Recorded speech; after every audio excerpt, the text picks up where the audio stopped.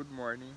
Here I am again, and I really hope that wherever you be and in, independently which moment of your life you are living, may the love of God reach you, and maybe this video in special bring you some peace or hope if you are feeling hopeless.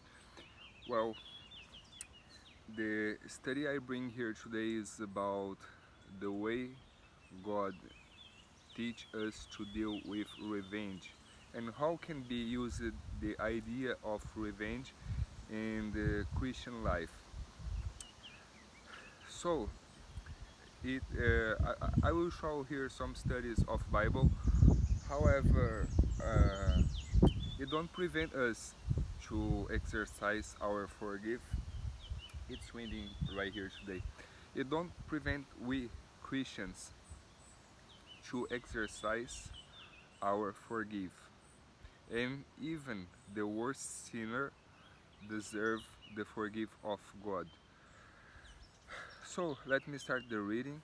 This video in special is about the situation I lived, and if you watch the last video you will understand the things some better. Recently I had to deal with a dishonest employer, and I lost 1 month of wage, and it don't mean that I felt every sort of rage, but as the Bible say, we can feel the rage, but it don't mean that we need to fall in our sins. And let me read now. There are a lot of things that I'd like to share with you guys. Uh, it really make me excited to tell about. The first text I have here to read is in Luke chapter 1 verse 51 to 53. He had showed strength with his arm. He had scattered the proud in the imagination of their hearts. He had put down the mighty from their seats and exalted them of low degree. He had filled, filled the hungry with good things, and the rich he had sent empty away. Well, this text in Luke show some about the God used to deal with his justice, and this text in special that say about rich people. uh, I believe that it's not about people who made their money honestly, and people who studied or worked really hard to get good things in life. It don't really mean that if even if you've been a Christian, you don't deserve to have good things in your life. But the idea here is in special for dishonest and liars, people who always find a way to deceive, and they try to make their wealth of money. So keeping here, it's in James 5 verse 4. Behold, the hire of the laborers who have reaped down your fields, which is of your kept back by fraud, crieth, and the cries of them which have reaped are entered into the ears of the Lord of Sabaoth. So it's one promise. If you, even if the human justice don't work, as in my situation, I'm not here to share about my sadness, about things who didn't work in my life, my deceptions. I'm here to share some about faith. And what happened to me is that I tried even to go to the court to resolve to have some way to take my month of wage, but there was no one solution. And well, happily I have the Bible to bring me some peace and comfort. What should be of me if I don't have my faith? I guess the way of the things could be some harder. And well, let's keep our studies. Malachi, ver, Malachi chapter 3 verse 5. And I will come near to you to judgment, and I will be a swift witness against the sorcerers, and against the adulterers, and against false swearers, and against those that oppress the hireling in his wages, the widow and the fatherless, and that turn aside the stranger from his right. And fear not me, said the Lord of hosts. Well, this verse in special open a space for a discussion about another sort of of sinners, but I'm here to talk in special about dishonest people, and I will keep the reading here. Then I will give some more comments. Malachi 3 verse verse 14 and 15. And I will come near to you to judgment, and I will. I'm sorry, guys.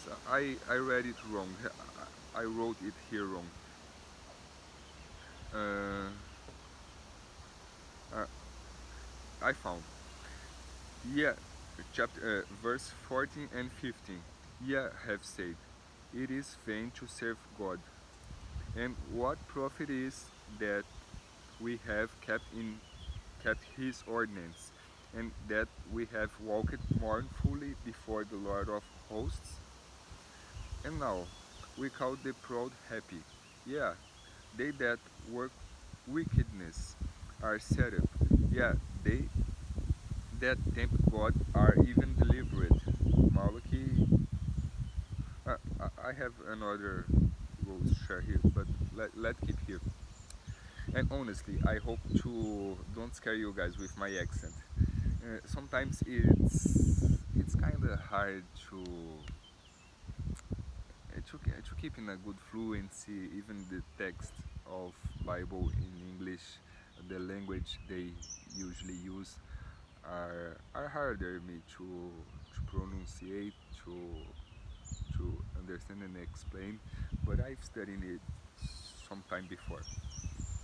And these two verses in special say about people the people of God who was complaining and saying things like the bad people was taking some advantage to do bad things, and there was nothing left to judge them. And I will keep reading here.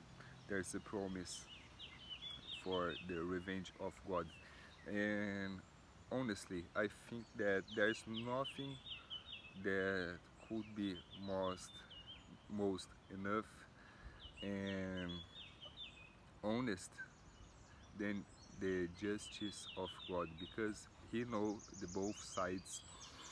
Uh, he know He can know about me, about you, that probably was prejudiced, was deceived, but He also will can see the acts and what really motivated the sinner to fail. And then there is no way better than this to take the correct judgment. So I had my prejudice with my last employer, but he already have my forgive. Uh, I'm not excited to see some prejudice for him, but the Bible and and special God offer us the justice. So never feel left behind. The justice of God. I will keep our reading right here, guys. Malachi 4 1 and 3. For behold, the day cometh that shall burn as an oven, and all the proud, yea, and all that do wickedly shall be stubble. And the day that cometh shall burn them up, said the Lord of hosts, that I shall leave them neither root nor branch. And ye shall tread down the wicked, for they shall be ashes under the soles of your feet in the day that I shall do this, said the Lord of hosts. Well, it talks some more about the the revenge of God, and just to conclude and take some idea about it all and how is expected we as Christians to behave. I have the text in Romans 12 verse 17 until 21. Recompense to no man evil for evil. Provide things honest in the sight of all men. If it be possible, as much as live in you, live peaceably with all men. Dearly beloved, avenge not yourselves, but rather give place unto wrath. For it is written, vengeance is mine, I will repay, saith the Lord. Therefore, if thine enemy hunger, feed him. If he thirst, give him drink. For in so doing, thou shalt heap coals of fire on his head. But not overcome evil, but overcome evil with good. So it really means that the forgive, the forgive, the forgive of God, even being limitless, there's the possibility of justice. The justice of God will never be complacent. And I hope this video bring you guys that are living in a hard moment some hope. I give this message with my heart wide open, and be fearless. We have a God that will follow us everywhere we be. I hope you all guys have a good day. I've recording these videos in English with some difficulty because it's not my first language, and I hope to make good friends, especially in Jesus. Have a good day.